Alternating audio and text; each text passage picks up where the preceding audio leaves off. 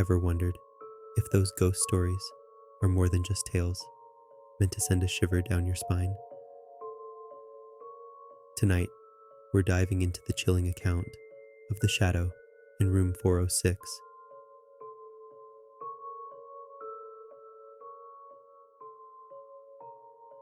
I never believed in the paranormal, but after what happened last month, my skepticism has been shaken. I'm a night shift manager at a small hotel in the middle of nowhere. It's usually quiet, with the occasional traveler stopping by for a night or two. But then came the guest in room 406. It was a rainy Tuesday night when she checked in. She was in her mid-30s, looked exhausted, and carried just a single duffel bag.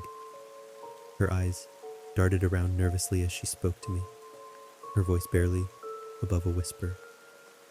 "Is room 406 available?" she asked. I glanced at the logbook. "Yes, it is, but it's one of our older rooms. Are you sure you don't want something on a lower floor?" "No, it has to be 406, she insisted, her tone almost desperate. I handed her the key and watched as she hurried to the elevator, her wet shoes squeaking on the tile floor. I didn't think much of it until later that night.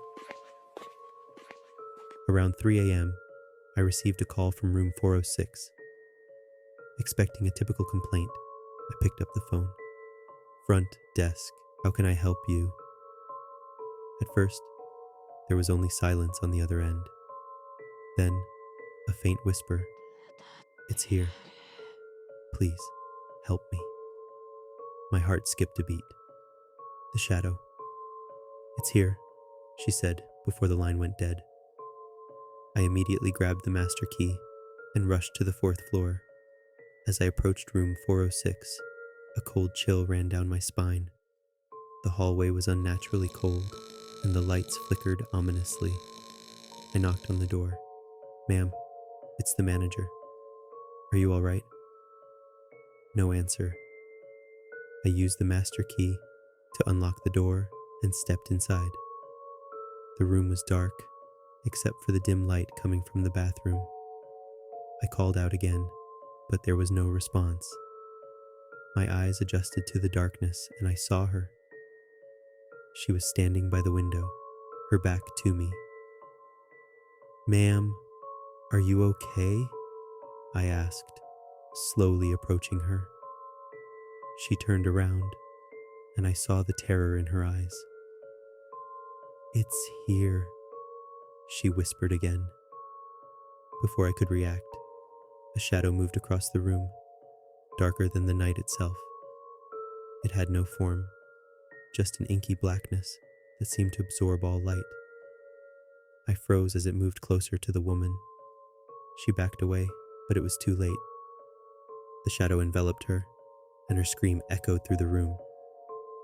I lunged forward, but the shadow was gone, along with the woman. The room was empty, save for her duffel bag on the bed. I searched the entire hotel, but she was nowhere to be found. Security footage showed her entering room 406 but never leaving. I reported the incident to the police, but they found no evidence of foul play. The woman was simply gone. The hotel owner decided to keep the room off limits. But sometimes, on quiet nights, I still hear whispers from room 406, pleading for help. Now every time I walk past that door, I feel the same chill and see the same flickering lights. I don't know what that shadow was, or where it took her, but I can't shake the feeling that it's still there, waiting for its next victim. So, if you ever find yourself in a lonely hotel and you're offered room 406, decline. Trust me, you don't want to know what lurks in the shadows. For those who seek the thrill of the unknown, remember, some doors are best left closed. Until next time, keep questioning the shadows, but be wary, for not all stories end when the lights come back on. Sleep tight and never forget, the next story could be yours.